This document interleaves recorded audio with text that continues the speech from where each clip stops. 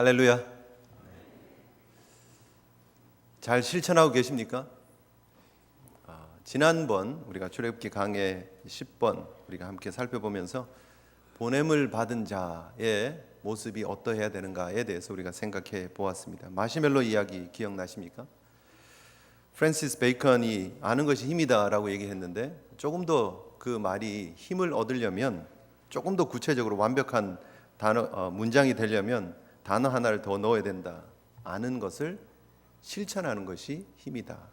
실천해야 힘이다 하는 그런 내용 우리가 잠시 생각해 보았습니다. 세상에 사실은 많은 성공에 대한 가르침들이 많이 있습니다. 그런데 다 따지고 보면 알고 있는 내용들일 경우가 많죠. 결국 실천하지 않으면 그것이 우리의 삶에 적용되지 못하고 열매 있는 삶을 살아갈 수 없다.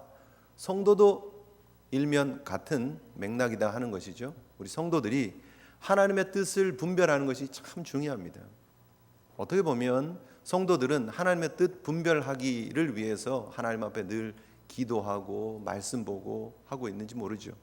주일날 이렇게 많은 말씀의 시간을 이렇게 우리가 할애를 하고 있는 이유가 무엇입니까? 하나님의 뜻을 붙잡기 위함이죠.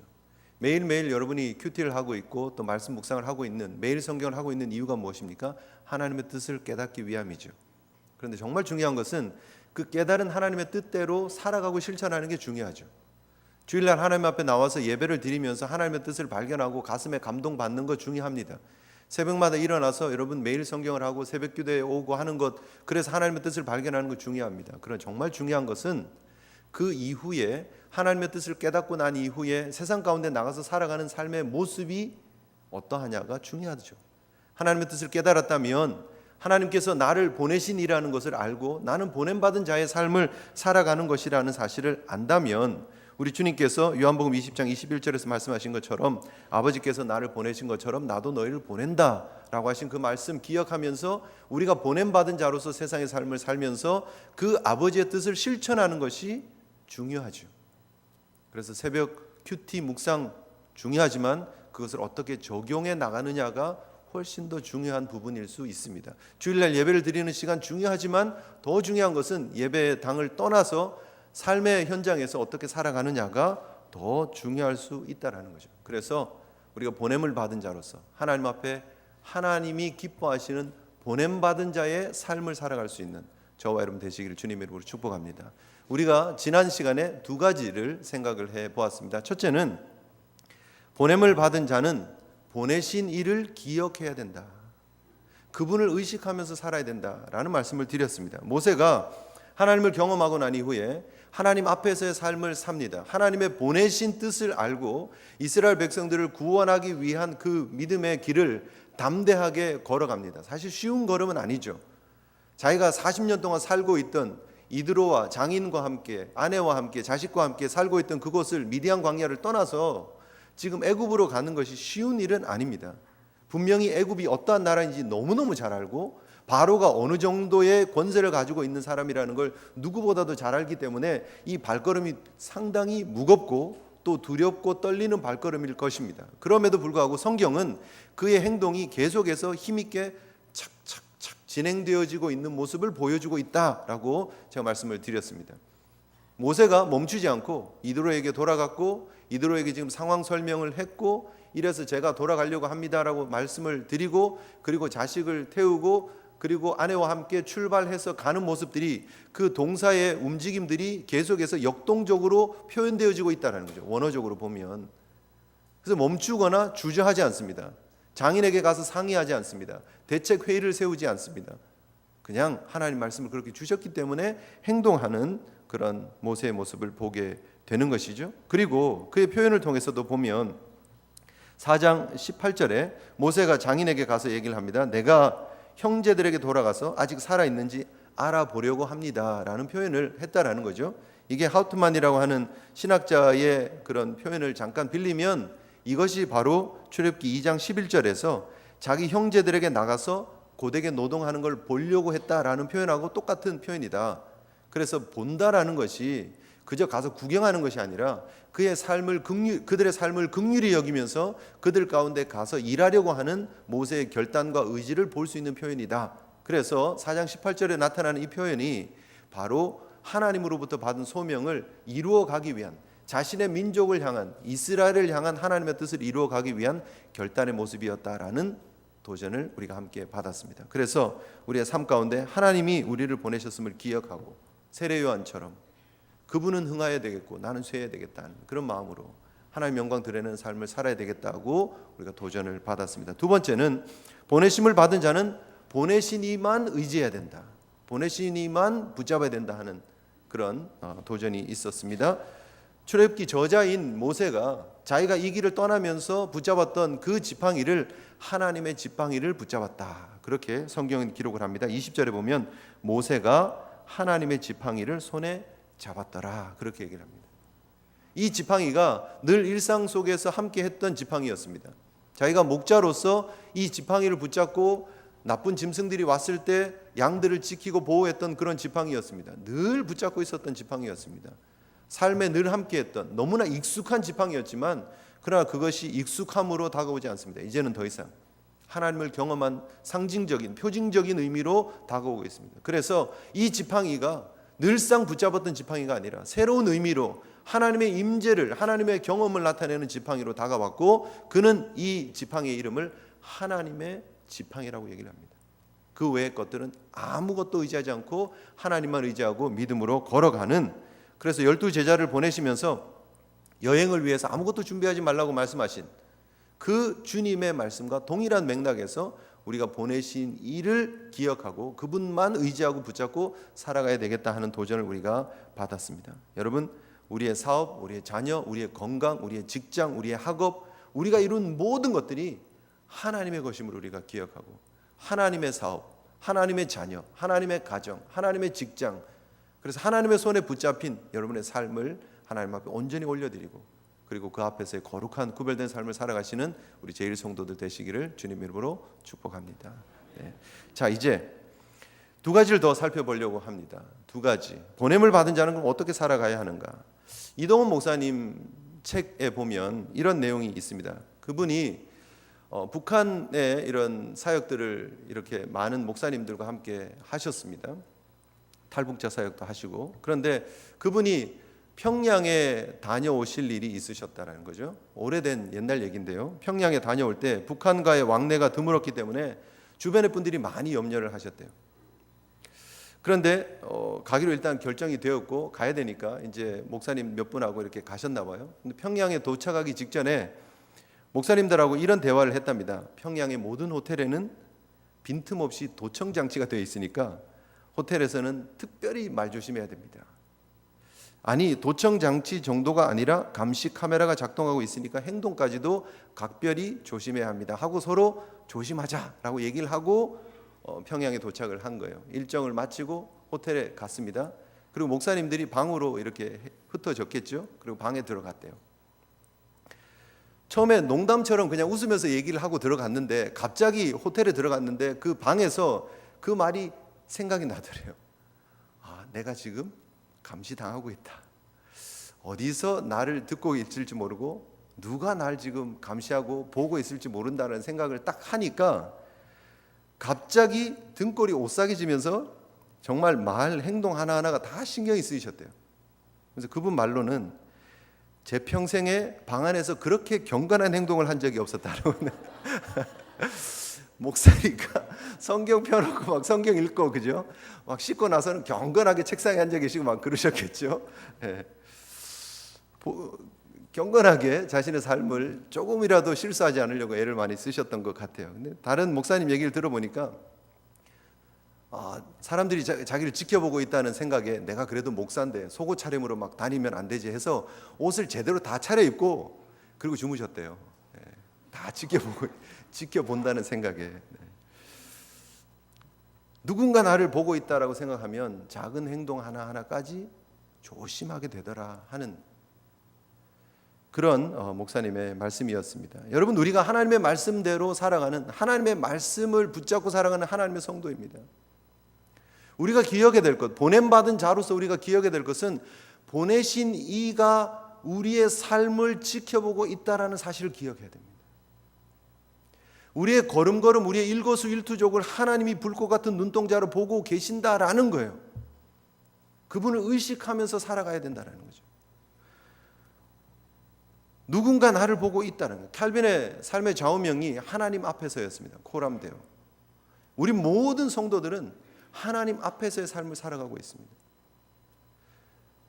빌 하이벨스 목사님께서 그렇게 얘기를 하십니다. 아무도 보지 않는 곳에서 당신은 누구입니까? 여러분, 우리가 이렇게 예배를 드리는 장소에서 목사 앞에서 여러분들의 모습은 거룩합니다. 괜찮아 보입니다. 그런데 여러분 혼자 계시는 그 장소에서 여러분 과연 어떤 성도이시냐 하는 거죠. 하나님만 보고 계시는 여러분의 삶의 현장에서, 여러분 직장 생활을 하는 그곳에서, 여러분이 사업을 하는 그곳에서, 여러분이 공부를 하는 그곳에서 여러분들은 어떤 모습을 보이고 있는 성도입니까 하는 도전입니다. 하나님이 모세를 지금 엄청난 일을 위해서 보내셨습니다. 이스라엘 백성들을 출애굽시키는 정말 중차대한 사명을 받고 지금 이 길을 걸어가고 있습니다. 그런데 뜬금없는 사건이 벌어집니다. 오늘 본문 24절에 이런 내용이 있죠. 모세가 길을 가다가 숙소에 있었습니다. 뭐 호텔이나 모텔이 있었던 건 아닐 거고, 아마 이 대상들이 지나가다가 대상들이 뭐 이렇게 나귀 묶어놓고 물 좀 마시게 하는 그런 오아시스가 있는 그런 곳이겠죠. 텐트 치고 쉬는 그런 장소였겠죠. 바쁘게 애굽을 향해서 걸어가다가 거기서 잠시 쉬고 있는데 사건이 벌어집니다. 24절에 이렇게 얘기를 하고 있습니다. 여호와께서 그를 만나사. 하나님이 또 나타나셨어요. 모세의 마음에 어떤 마음이 들었겠습니까? 얼마나 반가웠겠어요. 하나님, 얼마 전에 뵀는데 또 뵀네요. 하나님 역시 날 보내시더니 나의 삶 가운데 이렇게 찾아오셔서 하나님의 임재를 보여주시고 제가 더 담대하라고 이 길을 가게 하시려고 나타나셨나 보다라고 속으로 그렇게 생각했을 수 있습니다. 그런데 그 다음 내용이 뭐죠? 그를 죽이려 하신지라 그랬습니다. 이게 하나님이 오셔가지고 모세야, 네가 그렇게 즉각적으로 결단하고 가족 데리고 이렇게 오는 모습을 보고 내가 감동받았다. 역시 넌 나의 일꾼이야. 멋있어. 뭐 이렇게 말씀하셔야 될 것 같은데 막 만나자마자 하나님 막 죽이려고 그러세요. 모세가 아마 뭐 열이 펄펄 끓어올랐을 수도 있고, 아니면 온몸에 막 경기가 일어났을 수도 있고, 지금 막 죽어가는 그런 심텀들이 막 보였겠죠. 난리가 났습니다. 그리고 나서 이어지는 내용이 뭐냐면, 십보라가 돌칼을 가져다가 그의 아들의 포피를 베어서 발에다가 갖다 대면서 내게 피난 편이다. 그리고 26절에 부연 설명이 조금 있었습니다. 십보라가 피난 편이라 함은 할례 때문이었다라고 얘기를 합니다. 이 사건이 할례 때문이었다라고 분명히 정의를 하고 있습니다. 여러분, 이미 하나님께서 떨기나무 가운데 모세를 만나 주셨습니다. 하나님의 부르심은 분명하잖아요. 소명이 너무나 분명합니다. 그리고 이 모세가 가서 해야 될 일이 너무나 분명합니다. 그리고 너무나 큽니다. 그 모세가 지금 거사를 이루기 위해서 지금 애굽을 향해서 가고 있는데 이 할례의 문제가 그렇게 큰 문제일까라는 것이죠. 하나님이 부르셨고 하나님이 보내셨고 지금 하나님이 인정하는 일꾼 아닙니까?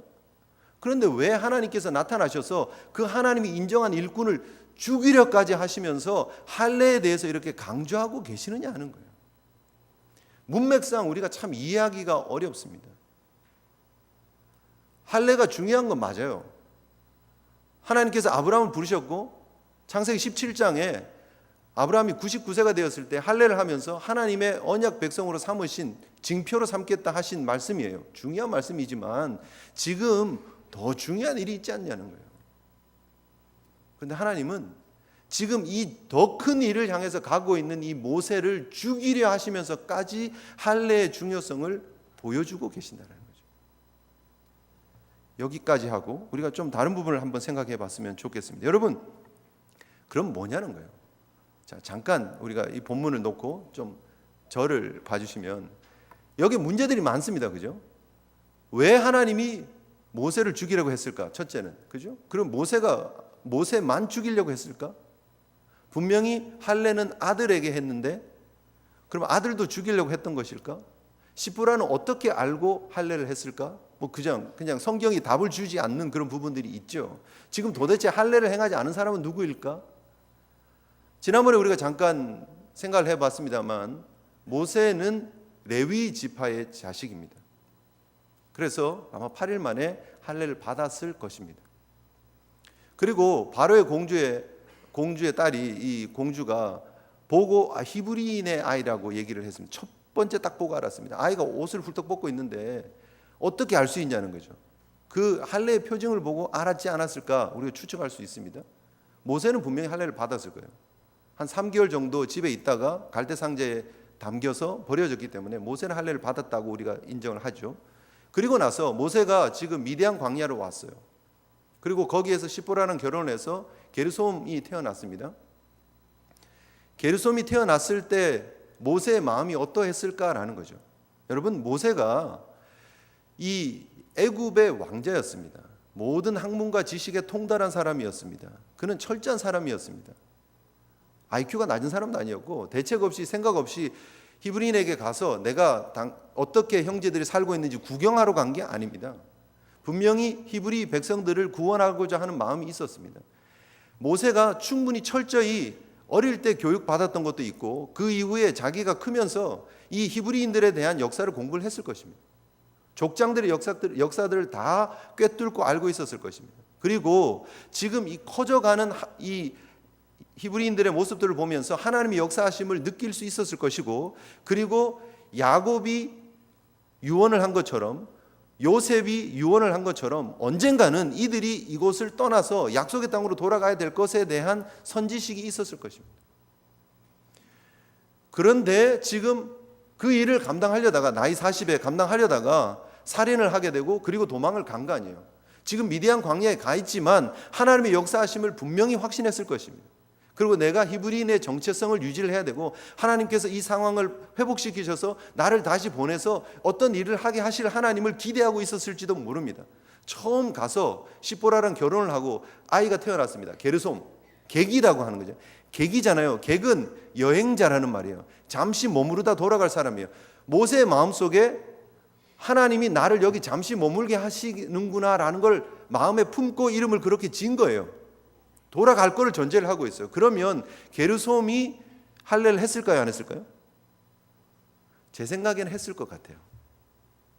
여기 보면 성경에 모세가 그의 아내와 아들들을 나귀에 태웠다 그랬습니다. 복수로 나오고 있습니다. 아들들이에요. 그죠? 게르솜과 엘리에셀이에요. 둘이에요.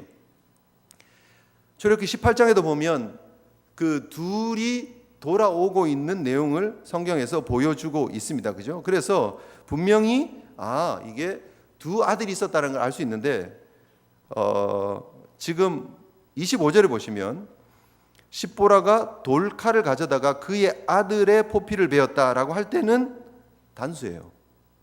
아들 한 명의 포피를 벤 거예요. 아들의 차이가 분명히 있습니다. 그래서 한 명이 지금 할례를 한 거예요. 그럼 뭐냐? 자, 상상을 해보죠. 모세가 돌아갈 거를 전제로 게르솜에게 할례를 했어요. 그런데 옆에서 십보라가 보니까 이게 무슨 일이냐는 거예요. 아이의 포피를 베고 피가 뚝뚝 떨어지고 아이는 울고 난리가 난 거예요. 경기를 하듯이 막 우는 거죠. 그 모습을 미디안의 제사장의 딸로서 보니까 이거는 너무 야만스럽다는 거예요.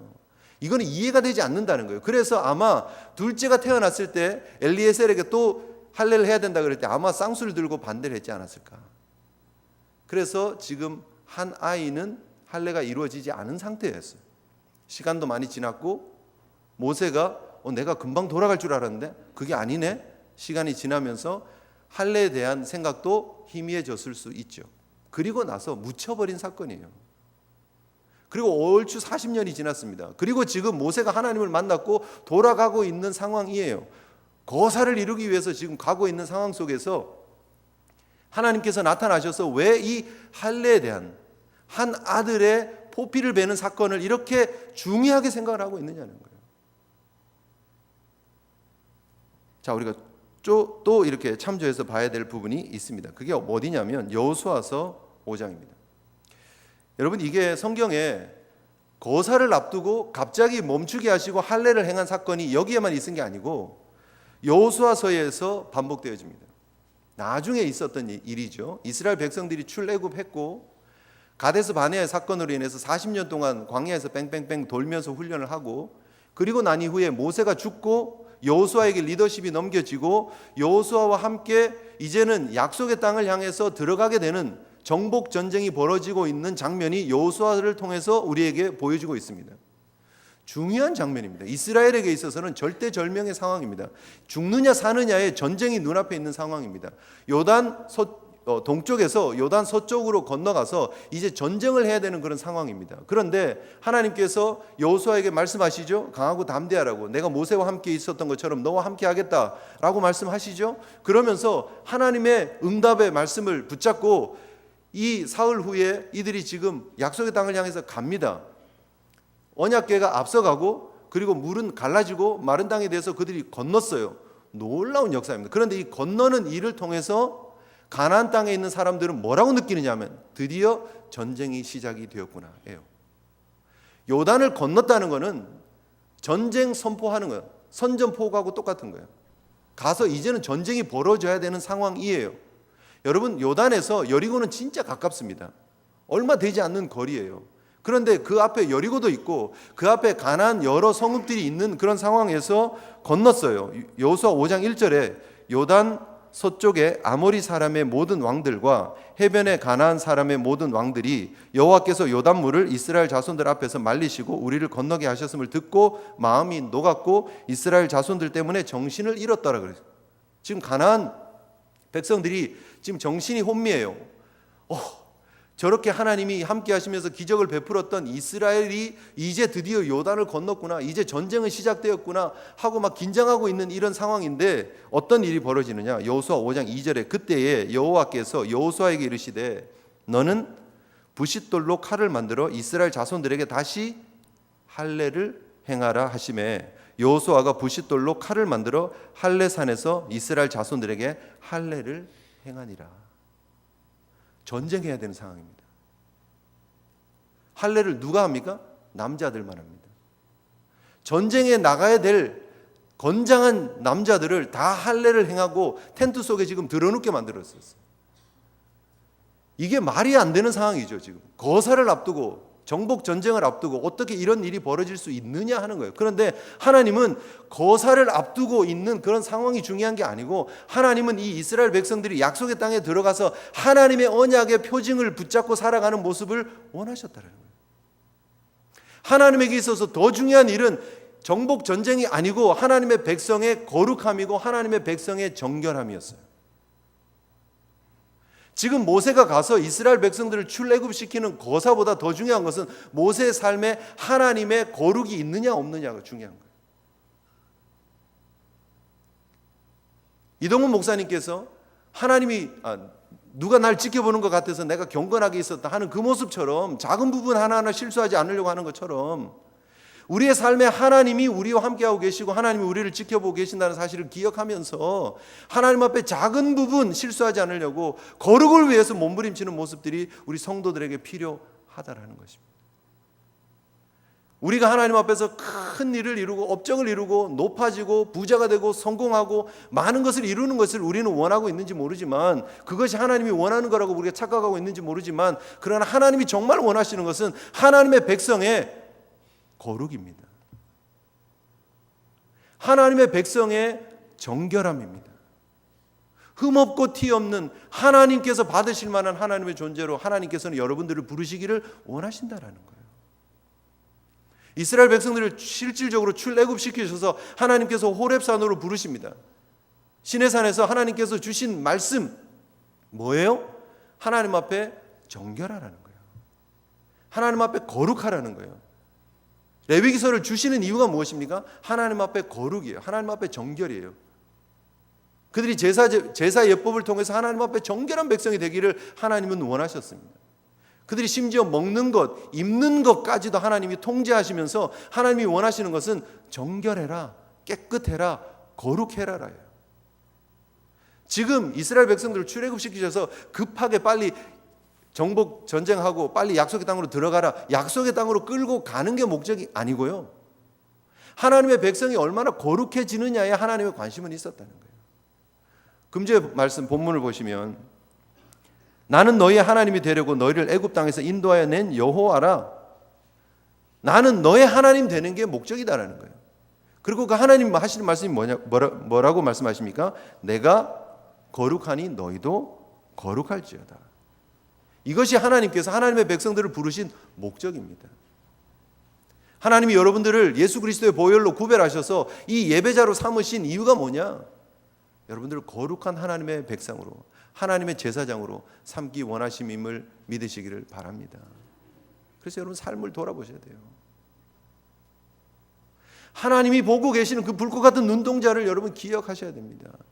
아무도 보지 않는 것 같은 그 자리에서 하나님을 의식하면서 살아가는 삶의 순간순간을 하나님 앞에 온전히 돌려드리는 모세의 한 아들이 할례를 받지 않는 그 모습조차도 용서치 않으셨던 하나님, 이스라엘 백성들이 중요한 정복 전쟁을 앞두고 있지만 그들을 다 텐트 속에 눕히셔서라도 하나님의 거룩을 드러내는 언약의 표징을 붙잡고 살기를 원하시는 하나님의 뜻을 기억하시는 저와 여러분 되시기를 주님의 이름으로 축복합니다. 너무 중요한 부분입니다. 오늘날 현대 교회가 이렇게 흔들리고 있는 이유가 무엇이라고 여러분 생각하십니까? 거룩을 잃어버렸어요. 정결을 잃어버렸어요. 큰 프로젝트를 못해서요? 아닙니다. 충분히 하고 있습니다. 엄청난 예산으로 엄청난 일들을 하고 있습니다. 기독교 이름으로. 그럼에도 불구하고 왜 하나님 영광이 자꾸 가려지느냐 하는 거죠. 우리 한 사람 한 사람이 드러내야 될 삶의 구석구석 작은 부분 속에 하나님의 거룩이, 하나님의 정결이 잘 나타나지 않는다. 경건의 모양은 있는 것 같은데 경건의 능력이 나타나지 않으니까 하나님께서 우리를 통해서 영광 받지 못하시고 세상이 우리를 바라보면서 하나님을 발견하기가 어려운 시대를 우리가 살고 있지 않느냐 하는 것입니다. 여러분, 금주에 우리가 매일 성경을 통해서 다윗의 넘어지는 모습을 보았습니다. 금요일 토요일 본문이었습니다. 마음이 아프지 않으셨습니까? 그렇게 하나님께 붙잡혀서 그렇게 평생을 하나님 앞에 살려고 노력했던 사람이 작은 그 여인의 유혹 앞에서, 음욕 앞에서 넘어져 버려요. 여인을 범하고 살인을 하게 되는 그런 모습을 보게 됩니다. 신명기 17장에 왕들을 세울 때의 모습을 얘기를 합니다. 어떤 왕을 어떻게 세워라 얘기를 하는데 병마를 많이 두지 말라 얘기를 합니다. 군사력 의지하는 왕으로 삼지 않으려고요. 신명기 17장 16절에 그는 병마를 많이 두지 말 것이요, 병마를 많이 얻으려고 애굽으로 돌아가지 말 것이요 라고 말하고 있습니다. 그리고 17장 17절에 그에게 아내를 많이 두어 그의 마음이 미혹되게 하지 말 것이며 라고 얘기를 했습니다. 그런데 너무 안타까운 것은 다윗이 통일 왕국의 왕이 되고 나서 사무엘하 5장 13절에 다윗이 헤브론에서 올라온 후에 예루살렘에서 통일 왕국의 왕이 되고 난 이후에 처첩들을 더 두었으므로 아들과 딸들이 또 다윗에게서 나니라고 얘기를 합니다. 그런 기록들이 있습니다. 사무엘하 5장 13절, 14절, 15절, 16절에 그런 기록들이 있습니다. 결국 다윗이 이미 그 전에 마음에 하나님께서 아내를 많이 두지 말라고 한 그 얘기가 지금 이제는 마음에 들어오지 않아요. 정치적으로 많은 결혼을 해서 정략적인 결혼을 통해서 내가 왕권을 더 굳건하게 하려고 하는 생각들이 있었던 것 같아요. 아내가 늘어나기 시작하고 자식이 늘어나기 시작하고 자기가 하고 싶은 대로 하기 시작한 이후에 우리아의 아내의 목욕하는 모습을 보고 해가 빠져가는 그쯤에 멀리 지붕에서 옥상에서 목욕하는 여인이 뭐 얼굴에 제대로 보였겠어요? 무슨 망원경이 있는 것도 아니고. 그런데 거기에 음욕에 빠져가지고 넘어지잖아요. 작은 부분에. 결국 그 이후에 사실 다윗 왕가에 엄청난 피바람이 붑니다. 자기 아들에게 쫓겨다니는 그런 비참한 몰골이 나타납니다. 사무엘하 12장 10절에 이젠 내가 나를 업신여기고 햇사람 우리아의 아내를 빼앗아 내 아내로 삼았은즉 칼이 내 집에서 영원토록 떠나지 아니하리라. 실제로 나라가 솔로몬 이후에 둘로 두툼하게 나버리고, 그죠? 아수르에 의해서, 바벨론에 의해서 다 멸망당하는 그런 안타까운 비극. 어디에서부터 출발하느냐? 작은 일에서부터 출발한다는 거예요. 그래서 다윗이 이 일 이후에 나단이 지적하고 난 이후에 시편 51편에 회개하는 기도가 나오잖아요. 그 기도 가운데 그가 이렇게 기도를 합니다. 하나님, 우슬초로 나를 정결하게 해주십시오. 내가 정하겠습니다. 나의 죄를 씻어 주시옵소서. 내가 눈보다 희겠습니다. 시편 51편 10절에 하나님이여 내 속에 정한 마음을 창조하시고 내 안에 정직한 영을 새롭게 하십시오. 자신의 내면의 깨끗함을 위해서 하나님 앞에 기도하고 있는 모습을 봅니다. 왜요? 이 깨끗함이 부정해지고 난 이후에 그의 삶, 그의 왕조가 다 무너져 버리기 때문입니다. 하나님이 정말 원하시는 뜻을 다윗은 알았어요. 정결한 삶, 깨끗한 삶, 거룩한 삶. 그래서 그가 시편 51편에 기도하면서 하나님 다시 제가 거룩해졌으면 좋겠습니다. 정결했으면 좋겠습니다를 놓고 기도하는 거예요. 우리 성도들이 기억해야 될 부분이 있습니다. 우리의 삶의 거룩을 위해서 여러분 싸우시고 몸부림치시는 저와 여러분 되시기를 주님 이름으로 축복합니다. 그것이 우리가 살 길이라는 거예요. 여러분 이 시대에 거룩의 재발견이란 그 제임스 패커 목사님의 그 글 안에 보면 지금 우리에게 정의보다 더 중요한 것은 거룩이다 그랬어요. 거룩이다. 하나님 앞에서의 거룩한 삶을 위해서 애쓰고 몸부림치시는 저와 여러분 되시기를 주님 이름으로 축복합니다. 할례의 두 번째 의미는 뭐냐 하면 하나님의 언약 백성의 징표라는 거예요. 창세기 17장에 하나님께서 아브라함과 맺은 이 언약의 징표예요. 하나님이 아브라함에게 17장 9절 이하에 나타나죠. 그런즉 너는 내 언약을 지키고 내 후손도 대대로 지키라. 너희 중 남자는 다 할례를 받으라. 이것이 나와 너희와 너희 후손 사이에 지킬 내 언약이라. 너희는 양피를 베어라. 이것이 나와 너희 자손의 너희 사이에 언약의 표징이니라. 그러면서 쭉 설명이 나옵니다. 이게 언제 주신 말씀이냐 하면 이게 아브라함이 99세가 되어서 이제 정말 더 이상 소망이 없는 모습이 되었을 때 하나님께서는 할례를 통해서 내 백성으로 삼으신다는 징표를 주시는 거예요. 결국 이 언약의 표징의 핵심은 뭡니까? 아브라함의 노력으로 행위로 내 백성이 되는 게 아니라는 걸 보여주는 거예요. 할례의 핵심은 뭐냐면 하나님 은혜로 이런 하나님의 백성의 표를 얻게 되는 것이에요. 하나님이 그렇게 명령하셨고 그렇게 순종하면 하나님 백성이 되는 거예요. 여러분 이 할례가 보여주고 있는 것은 하나님의 절대적인 은혜입니다. 그리고 그 은혜로 하나님 백성됨을 보여주고 있는 표현이다라는 거예요. 결국 여러분 우리가 이 할례라고 하는 의미를 잘 기억하셔야 됩니다. 구약 시대의 할례, 예수 그리스도께서 오시기 이전의 할례는 결국은 하나님의 언약 백성의 징표라는 것이고 예수 그리스도께서 오시고 난 이후에는요. 예수 그리스도가 우리의 할례의 징표라는 거죠. 요한복음 1장 12절 13절에 보면 하나님을 영접하는 자 곧 그 이름을 믿는 자에게는 하나님의 자녀가 되는 권세를 주셨으니 이는 혈통으로나 육정으로나 사람의 뜻으로 나지 아니하고 하나님께로 난 자다. 신약 시대에 와서 예수 그리스도 이후에 우리는 은혜의 언약을 통해서 하나님의 자녀가 되는 것입니다. 그리스도의 할례를 통해서 하나님의 자녀가 되는 것입니다. 그래서 사도행전 15장에 보면 예루살렘 회의가 있습니다. 거기에 핵심 내용이 뭐냐면 할례였어요. 이방인들에게 할례를 줘야 되느냐 말아야 되느냐. 그들이 회의를 하면서 회의의 결론이 뭐냐면 우리 조상도 지키기 힘들었던 이거 우리 이방인들에게 강요하지 말자. 그러면서 결론이 뭐냐면 우리는 그들이 우리와 동일하게 주 예수의 은혜로 구원받는 줄을 믿노라. 이 결론이었어요. 주 예수의 은혜로 구원받는 것이고 할례는 더 이상 육체적인 할례가 필요한 것이 아니라 마음의 할례가 필요한 것이다 라는 것이죠. 그래서 골로새서 2장 11절 이하에 보면 또 그 안에서 너희가 손으로 하지 아니한 할례를 받았으니 곧 육적 몸을 벗는 것이요 그리스도의 할례니라 라고 말하고 있습니다. 여러분 이 할례의 징표가 너무 중요하다는 거예요. 이 할례는 은혜의 표현입니다. 은혜로 하나님의 백성이 되는 표현입니다. 그리고 그것이 구약에는 할례로 나타나고 있고 신약에는 그리스도를 통해서 우리에게 주어지는 할례로 주어지고 있습니다. 지금 이 이스라엘 백성들을 구원하기 위해서 가는 모세에게 하나님께서 리마인드 시켜주고 있는 것은 이 은혜로 이스라엘 백성들이 하나님의 백성 되는 거야 라는 것을 기억하라는 거예요. 나중에 이제 하나님께서 모세를 보내면서 애굽에 돌아가면 이런 이적을 행해라. 그 이스라엘은 내 장자다. 그런데 이 바로가 안 보내줄 거다. 뭐 그렇게 얘기를 하면서 결국 그들의 장자를 치시고 하나님의 이스라엘을 건져내시는 모습 속에 보여주고 있는 게 뭐냐면 유월절 어린 양이에요.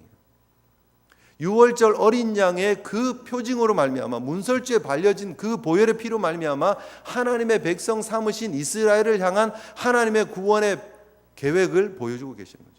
언약 백성됨의 은혜를 상징적으로 보여주고 계시는 것인데 그 어린 양 보혈의 은혜로 구원받는 이스라엘 백성들의 언약의 징표를 모세가 지금 할례를 통해서 다시 한번 재확인받고 있는 상황이라는 거예요. 그래서 여기에 지금 이 할례가 나중에 유월절 어린 양의 피로 연결되어지고 궁극적으로 예수 그리스도의 할례로 이어지고 있는 사건이라는 거예요. 그래서 이 부분이 너무너무 중요합니다. 우리가 우리의 삶 가운데 그리스도의 할례, 우리의 삶에 나를 하나님의 백성으로 삼으신 하나님의 은혜를 잊지 않고 살아가시는 저와 여러분 되시기를 주님의 이름으로 축복합니다. 매일 순간순간마다 하나님의 은혜로 할례 받은 우리의 마음속에 하나님 백성 삼으신 하나님의 은혜를 기억할 수 있는 저와 여러분 되시기를 주님의 이름으로 축복합니다. 자, 시간이 많이 갔는데요. 한 가지 이제 결론적으로 한 가지 더 얘기합니다. 보내심을 받은 자는 그분이 역사하심을 믿으시면 됩니다. 보내심을 받은 자는 그분께서 일하고 계심을 믿으셔야 돼요. 내가 보냄을 받았다고 해서 내가 뭔가를 해야 된다고 착각을 하고 계시면 안 되는 거예요. 성경을 여러분 보시면 모세를 보내시기는 하시는데 사실은 누가 일하고 계세요? 하나님이 다 하고 계세요. 사실은 모세는 그냥 불러놓고 하나님 보내시기는 하셨는데 그냥 하나님이 주시는 말씀 그냥 그대로 전달만 하고 있는 거지 매 순간순간마다 하나님이 일하고 계세요. 보내신 그분께서 일하고 계세요. 자, 어떻게 일하고 계시는가? 첫째는 모세가 돌아가려고 할 때 모세에게 애굽으로 돌아가라. 내 목숨을 노리던 자가 다 죽었다 얘기를 해주십니다. 보내신 분이 일하고 계시는 흔적이에요. 어떻게 해요? 모세의 마음까지도 읽고 계시고 그 마음에 담대함을 주시려고 너를 괴롭히던 투트모스 3세와 그의 추종자들이 그의 그 왕권들이 다 무너졌고 새로운 왕조가 시작되었다는 것을 가르쳐 주세요. 마음의 확신을 주세요. 두 번째 흔적은요. 앞으로 벌어질 일에 대한 미리 벌어질 일에 대한 내용들을 다 모세에게 가르쳐 주세요. 가서 네가 이런 이적을 행하지만 바로가 마음이 완악해져서 이스라엘 백성들을 보내주지 않을 거야. 결국 그들의 장자를 치고 난 이후에 이런 일이 벌어질 거야. 지금 이미 모세는 가기 전에 다 알고 있어요. 하나님이 그렇게 역사하고 계세요.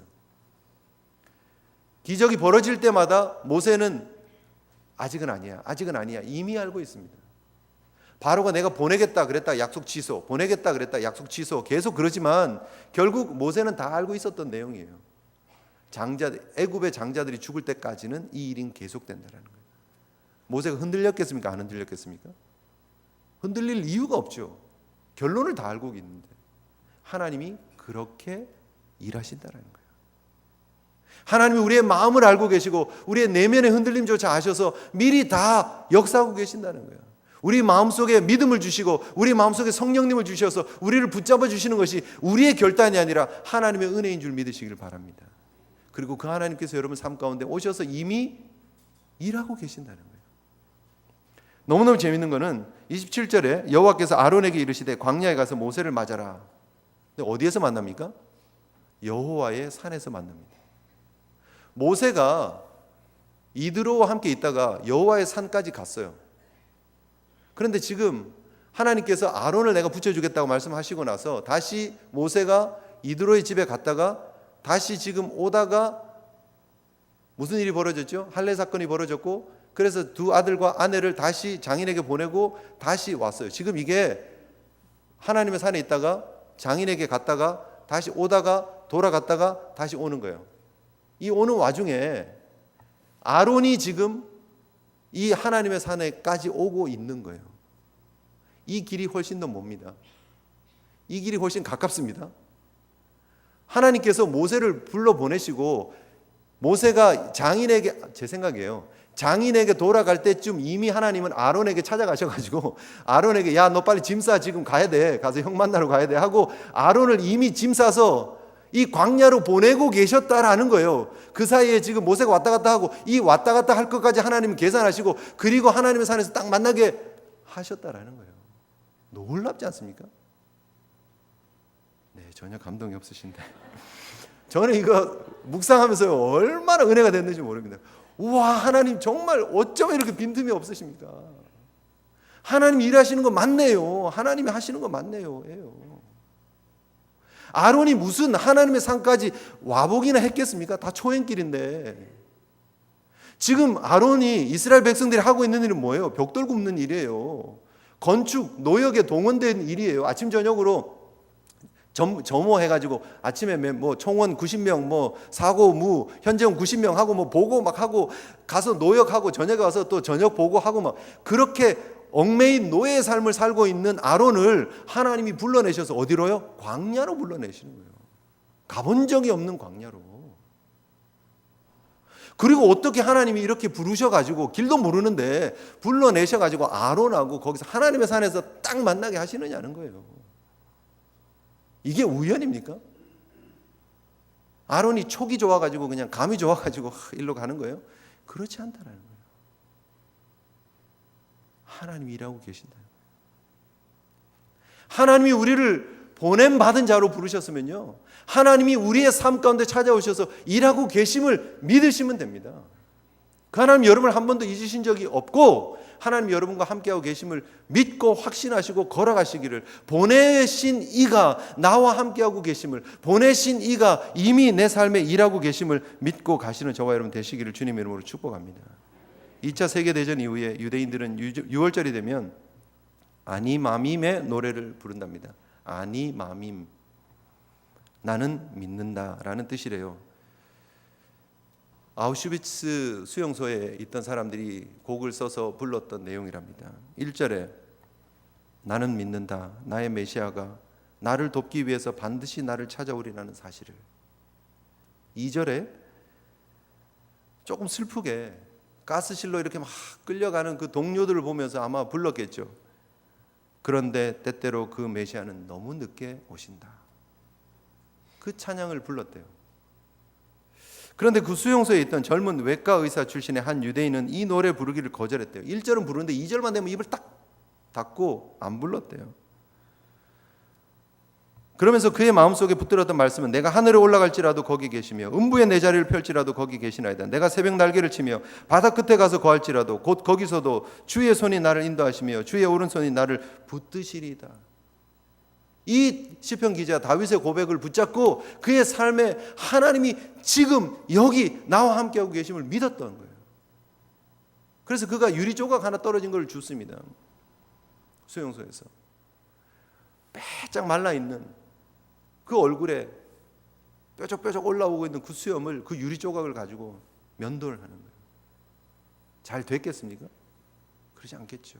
피가 나기도 하고 수염이 잘리는 게 아니라 뜯기기도 하고, 그러면서도 매일 면도를 하는 거예요.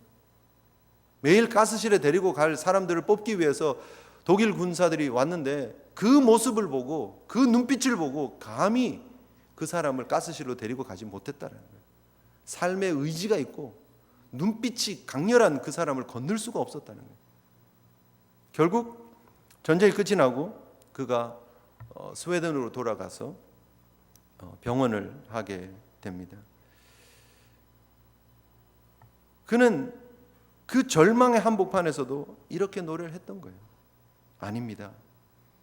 그가 늦게 오시는 것이 아니라 우리가 너무 서두르고 있을 따름입니다. 그래서 그는 2절을 부를 때 그렇게 했대요. 자기 일기에 그렇게 남겼대요. 하나님이 늦게 오시는 게 아니라 우리가 너무 서두르고 있을 뿐입니다. 여러분, 우리가 너무 서두르고 있어서 하나님의 임재를 체험하지 못하고 경험하지 못하고 확신하지 못하고 살아가고 있는 적이 있지 않느냐는 거예요. 이미 하나님은 아론을 보내서 지금 걷게 하고 계시는데, 이 걸음 가운데 이미 함께하고 계시는데, 역사하고 계시는데, 하나님은 그들의 울부짖는 부르짖음을 이미 들으셨는데 오늘 성경이 뭐라고 얘기를 합니까? 그들의 고난을 살피신 하나님을 믿고 듣고 머릿속에 경배했다라는 거예요. 이때가 하나님의 맞는 옳은 타이밍이라는 거예요. 보내심을 받은 자는 보내신 이의 일하심을 믿으셔야 합니다. 하나님이 여러분 삶에 일하고 계심을 믿으시기를 바랍니다.